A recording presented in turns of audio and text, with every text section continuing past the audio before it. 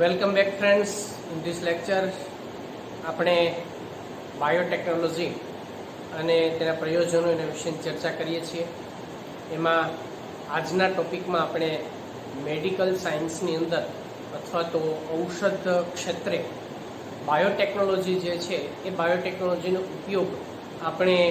રોગના નિદાન માટે કેવી રીતે કરી શકાય, બરાબર, એના માટેની એક પદ્ધતિ જે છે એ પદ્ધતિ વિશેની આપણે વાત કરીએ તો જેને આપણે આણ્વીય નિદાન અથવા તો મોલેક્યુલર ડાયગ્નોસિસ તરીકે ઓળખવામાં આવે છે. તો આ આણ્વીય નિદાન એટલે શું? આણ્વીય નિદાન એટલે આગળ જે આપણે વાત કરી, ભાઈ ઘણા બધા રોગો એવા છે કે જે રોગો એ આનુવંશિક રોગો હોય, અમુક રોગો એમાંના એવા પણ છે કે જે જનીનિક વિકૃતિને પરિણામ પણ થઈ શકતા જોવા મળતા હોય, અને કેટલાક રોગો એવા છે કે જે રોગકારકોને પરિણામે પણ થઈ શકતા જોવા મળતા હોય છે. તો આ રોગકારકો દ્વારા જે કોઈ પણ રોગો થાય, બરાબર, રોગકારકો જેમાં ફૂગ હોય, અલગ અલગ પ્રકારના જે વાયરસ હોય, બેક્ટેરિયા હોય, પ્રજીવ હોય, એ બધા દ્વારા જે કોઈ પણ એમાંના રોગો થતા હોય છે, એ રોગોને ઓળખવા, એનું નિદાન કરવું, બરાબર, એ ખૂબ અગત્યનું છે કે જે રોગ શરીરમાં ફેલાઈ ન જાય અને પ્રાથમિક સ્ટેજની અંદર હોય ત્યાં સુધીમાં એનું નિદાન જે છે એ થઈ જવું જરૂરી છે. એ રોગ ડિટેક્ટ થવો જરૂરી છે, જેથી આપણે એની યોગ્ય સારવાર ઝડપથી કરી શકીએ છીએ. તો એના માટે જે આણ્વીય પદ્ધતિ જે છે એ આણ્વીય પદ્ધતિ ઘણી જ ઉપયોગી આપણને એમાં સાબિત થતી જોવા મળતી હોય છે, જેને આપણે આણ્વીય નિદાન મોલેક્યુલર ડાયગ્નોસિસ તરીકે ઓળખી શકીએ છીએ. આપણે બધા જાણીએ છીએ કે કોઈ પણ રોગ જે છે એ રોગની જો આપણે અસરકારક સારવાર કરવી હોય તો એના માટે બે બાબતો વિશેની જાણકારી આપણને હોવી જરૂરી છે. સૌથી પહેલી વસ્તુ જેને આપણે કહીશું રોગનું પ્રારંભિક નિદાન, બરાબર, રોગ જે છે એનું પ્રારંભિક નિદાન. અને બીજું છે કે એ રોગ જે છે એની રોગની બે ધર્મ વિદ્યા અથવા તો આપણે એની જે કોઈ પણ કોઈ એવા સજીવ હોય એ સજીવના જીવન ચક્ર વિશે અથવા તો એના ખોરાક વિશે અથવા એની જે જીવન ચક્ર એ બધા વિશેની આપણને બાબત જે છે એની જાણકારી હોવી જરૂરી છે, જેથી કરીને આપણે એ અમુક સમય પછી રોગ આપણા શરીરની અંદર એ સજીવ કયા સ્ટેજની અંદર પહોંચ્યું હશે અને એનો આપણે ત્યાંથી એનું કેવી રીતે આપણે સારવાર કરવી, બરાબર, એ બધી જ બાબતની આપણને એમાં ખ્યાલ આવી શકે છે. તો આપણે એ પણ જાણીએ છીએ કે ભાઈ રોગની જે પ્રારંભિક નિદાન જે છે, પ્રારંભિક નિદાન માટેની કે ઉપચાર માટેની જે કોઈ પણ નિદાનની જે પારંપરિક પદ્ધતિમાં બે પદ્ધતિનો સમાવેશ થાય છે. એટલે રોગની નિદાન અથવા તો જે ઉપચાર એના માટે આપણે બે પારંપરિક પદ્ધતિ જે છે એ પદ્ધતિ પારંપરિક પદ્ધતિ, બરાબર, જેમાં ખાસ કરીને જે કોઈ પણ રુધિર, એ રુધિરની અંદર જે સીરમ મળે છે એ સીરમ અને સીરમ ટેસ્ટ, બ્લડ ટેસ્ટ જેને આપણે કહી શકાય, સામાન્ય જે રોગ હોય તો રોગની સારવાર, રોગની તપાસ માટે આપણે શું કરીએ છીએ ભાઈ, તો કે એમાં બ્લડ સેમ્પલ જે છે એ આપણે લેવામાં આવે, બરાબર, એ બ્લડ સેમ્પલનું સીરમનું એનાલિસિસ કરવામાં આવે અને એમાં કોઈ રોગકારકો છે કે નહીં અથવા તો એ બ્લડનું આપણે એનાલિસિસના આધારે ખ્યાલ આવી શકે છે. બીજું શું છે એમાં, તો કે સીરમ, અને બીજું છે મૂત્ર વિશ્લેષણ, જેને આપણે સામાન્ય રીતે એમાં યુરિન ટેસ્ટ તરીકે ઓળખવામાં આવે છે. તો યુરિન જે છે એનું સિન્થેસિસ, મતલબ જે કોઈ પણ એમાંનું આખું એની પદ્ધતિ ચોક્કસ પ્રકારના પેરામીટર્સનો લઈ અને પછી યુરિનની અલગ અલગ જે કોઈ પણ પેરામીટર્સના આધારે એની ચકાસણી એમાં કરવામાં આવતી હોય છે. એટલે આ બંને જે કોઈ પણ પારંપરિક પદ્ધતિ જે છે એ પદ્ધતિનો સામાન્ય રીતે એમાં ઉપયોગ જે છે એ ઉપયોગ કરવામાં આવે છે. પણ આપણે બધા જાણીએ છીએ કે હવે આ પદ્ધતિ જે છે એની અંદર જ્યારે રોગકારકોનું પ્રમાણ શરીરમાં વધી ગયું હોય, એના ચિહ્નો જોવા મળ્યા હોય, ત્યારે એ બધી પદ્ધતિ જે છે એનાથી આપણે કરી શકાય છે સારું. પણ આપણે શરૂઆતની સ્ટેજની અંદર જ એ કોઈ રોગ હોય તો એની જાણકારી જો પ્રાપ્ત કરવી હોય તો એના માટે અલગ અલગ પ્રકારની પદ્ધતિઓ અત્યારે અમલમાં મૂકવામાં આવી છે, બરાબર. આપણે વાત કરીએ છીએ કે ભાઈ આ પદ્ધતિ જે છે સીરમ છે, મૂત્ર વિશ્લેષણ છે, આ ઉપરાંત એમાં હાલના સમયમાં જે આપણે રિકોમ્બિનન્ટ ડીએનએ પદ્ધતિ જે છે, બરાબર, રિકોમ્બિનન્ટ ડીએનએ પદ્ધતિ, આ ઉપરાંત આપણે પીસીઆર ટેકનિક, પીસીઆર એના વિશે પણ પોલિમરાઇઝ ચેન રિએક્શન એના વિશે પણ જાણીએ છીએ, બરાબર. આ સિવાય એમાં જે એલિઝા ટેસ્ટ છે,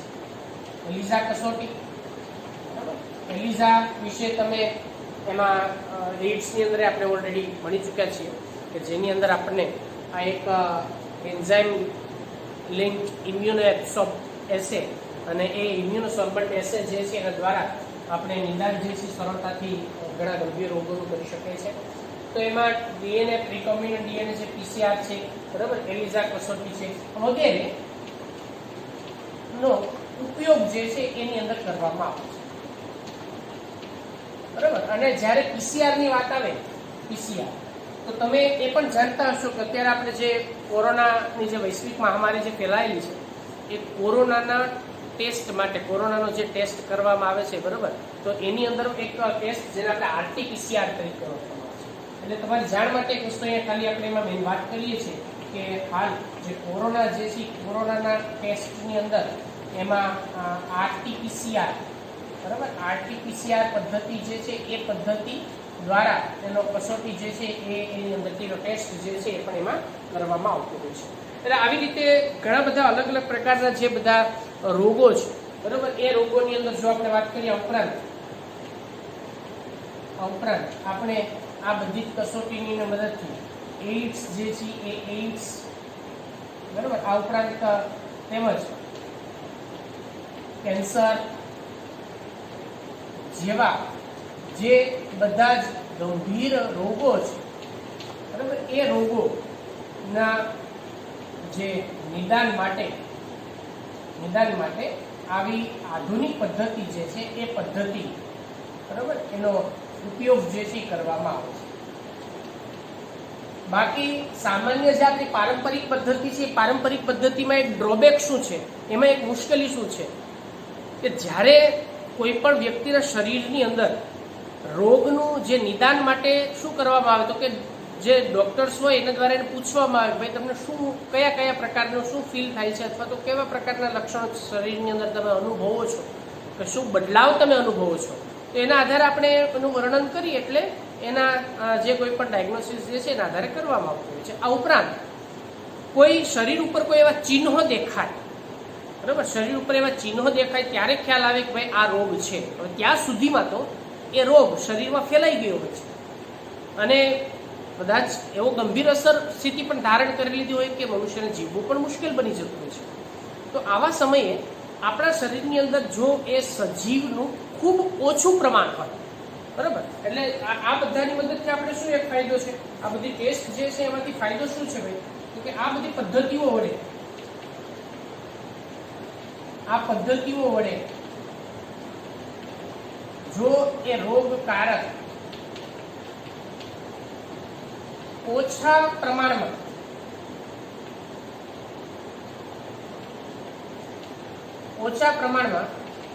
જો એ શરીરની અંદર હાજર હોય, બરાબર, તો તેના જે ડીએનએ છે અથવા તો ન્યુક્લિક એસિડ છે એ ન્યુક્લિક એસિડ, બરાબર, એમાંથી મેળવી અને એનું બહુગુણન કરી અને એ જે કોઈ પણ રોગ છે એ રોગને આપણે એની મદદથી શું કરી શકાય છે તો કે એનું નિદાન કરી શકાય છે. આ જ અગત્યતા છે. ધારો કે કોઈ પણ વ્યક્તિને કોરોના વાયરસ ઇન્ફેક્ટેડ હોય, કોઈ વ્યક્તિને એનું ઇન્ફેક્શન લાગ્યું હોય ને વાયરસ હજી ઓછી માત્રામાં એના શરીરની અંદર હોય, બરાબર, પણ હજી ધારો કે કોઈ લક્ષણો કદાચ એમાં એને નો પણ ખ્યાલ આવ્યો હોય તો જેને આપણે કહેવાય નોન સિમ્પટમેટિક ડિઝીઝ, તો એની અંદર ઓછા પ્રમાણમાં હોય, કદાચ એને શરીર ઉપર એવું નુકસાનકારક અસર પણ ન દર્શાવી છતાં પણ એ રોગકારકને આપણી શરીરમાં છે કે નહીં એ ઓળખી શકીએ છીએ અને એ જેને આપણે અહીંયા વાત કરીએ કે ભાઈ રોગના પ્રારંભિક નિદાનની પદ્ધતિઓ જે છે એની અંદર જ એ રોગને જો એમાં એનું નિદાન કરવા ડાયગ્નોસિસની અંદર જો ડિટેક્ટ થાય તો આપણે એની સારવાર જે છે એ ખૂબ ઝડપથી કરી શકાય છે અને એ રોગને ખૂબ ઝડપથી સરળતાથી આપણે એમાં મટાડી શકાય છે. એટલે આ રીતે આ પદ્ધતિ જે છે એના દ્વારા કેટલાક આ ઉપરાંત આ પદ્ધતિ દ્વારા જે આનુવંશિક બરાબર કેટલાક આનુવંશિક રોગો છે આનુવંશિક રોગોનું પણ એમાં નિદાન જે છે એ નિદાન એમાં થઈ શકે છે અને એની યોગ્ય સારવાર જે છે એની મદદથી આપણે પછીથી કરી શકીએ છીએ. હવે એમાંની એ બધી બાબતને જાણવા માટે જો કોઈ પણ વ્યક્તિના શરીરમાં ધારો કે કોઈ જનીનિક વિકૃતિ હોય તો એ વિકૃતિ એની અંદર જનીનિક વિકૃતિ જે છે કયા પ્રકારના જનીનની અંદર આપણને જોવા મળતી હોય અથવા તો એના લક્ષણો શું છે એ જાણવા માટે થઈ બરાબર જનીનિક વિકૃતિની બધી બાબતોને અને એના માટે એક ઓટો રેડિયોગ્રાફી પદ્ધતિનો ઉપયોગ કરવામાં આવે છે. હવે ઓટો રેડિયોગ્રાફી પદ્ધતિ આ પદ્ધતિનો એની અંદર ઉપયોગ કરવામાં આવે છે ઓટો રેડિયોગ્રાફી પદ્ધતિ. હવે ઓટો રેડિયોગ્રાફી પદ્ધતિની અંદર શું હોય કે જેની અંદર એક શૃંખલામાં જે સિંગલ સ્ટ્રેન્ડેડ ડીએનએ હોય કે આરએનએ હોય એની સાથે એક રેડિયોએક્ટિવ પ્રોબને જોડવામાં આવે છે અને આ રેડિયોએક્ટિવ પ્રોબ જે છે એ ફોટો ફિલ્મ ઉપર એક્સપ્રેસ કરતું હોય છે બરાબર. એટલે જે કોઈ પણ એમાં ઓટો રેડિયોગ્રાફીની અંદર શું હોય કે જેમાં એક શૃંખલામાં ડીએનએ એને આપણે સિંગલ સ્ટ્રેન્ડેડ ડીએનએ તરીકે ઓળખી શકાય કે આરએનએ ની સાથે રેડિયો એક્ટિવ પ્રોબ પ્રોબ એટલે એક શોર્ટ સિગમેન્ટ ઓફ ડીએનએ એક આઈડેન્ટિફાઈડ ડીએનએ નો એક નાનો ટુકડો બરાબર જેને આપણે પ્રોબ તરીકે ઓળખી શકાય. Probe it's nothing but it's just a short segment of DNA બરાબર જેને આપણે પ્રોબ તરીકે ઓળખવામાં આવે છે. તો એ પ્રોબ જે છે એ પ્રોબનો ઉપયોગ કરી બરાબર અને એ પ્રોબને એની સાથે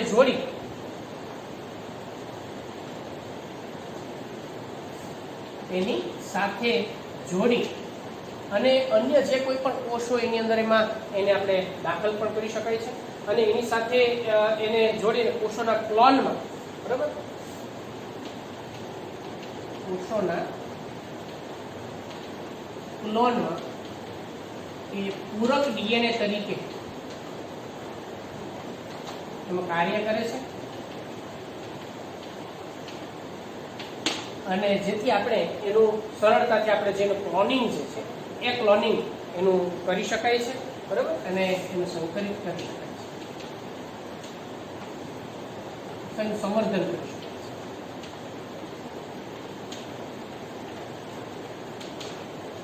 છે બરાબર સંવર્ધન કરી શકાય. એનો અર્થ શું થયો કે આપણે જે કોઈ પણ એમાંની ડીએનએ સિક્વન્સ હોય ધારો કે એક ડીએનએ સિક્વન્સ બરાબર આ ડબલ સ્ટ્રેન્ડેડ ડીએનએ છે ડબલ સ્ટ્રેન્ડેડ ડીએનએ. હવે આની અંદર શું હોય કે સિંગલ સ્ટ્રેન્ડેડ ડીએનએ તો it's single stranded DNA 5 prime to 3 prime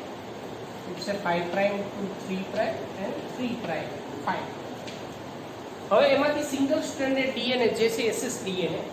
બરાબર જેને આપણે શું કહેશું એસ આ શું થયું એમાંનું એસએસ ડીએનએ હવે એની સાથે આપણે રેડિયોએક્ટિવ પ્રોબ જે છે રેડિયોએક્ટિવ પ્રોબ બરાબર એને જોડવામાં આવે છે. એટલે ધારો કે આ એક રેડિયોએક્ટિવ પ્રોબ આપણે અહીંયા જોડ્યું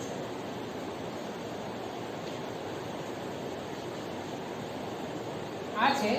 એક રેડિયોએક્ટિવ પ્રોબ એને આપણે ત્યાં જોડી દીધું છે. હવે પછી એ જે કોઈ પણ રેડિયોએક્ટિવ પ્રોબ યુક્ત જે ડીએનએ છે એને શું કરવામાં આવે તો કે એને અલગ કોષની અંદર એને પછી દાખલ કરવામાં આવે છે એની સાથે જોડીને ક્લોઝ એને જે કોઈ પણ કોષની અંદર એને આપણે દાખલ કરીએ છીએ.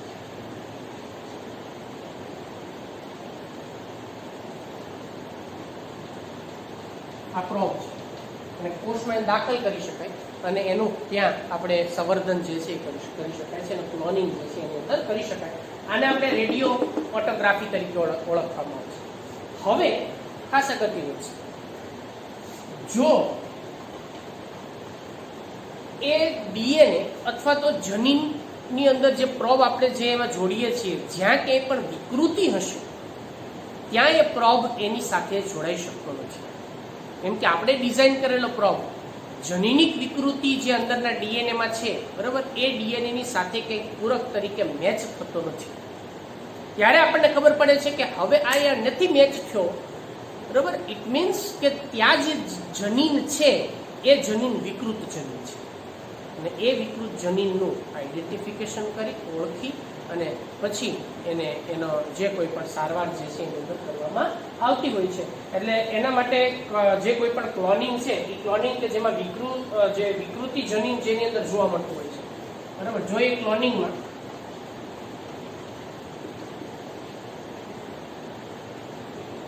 વિકૃતિ જનીન હોય તો તેની સાથે પ્રોબ જોડાતો નથી અને તેથી તે જનીન એ આપણને એની ફોટોફિલ્મ જે હોય એ ફોટોફિલ્મ પર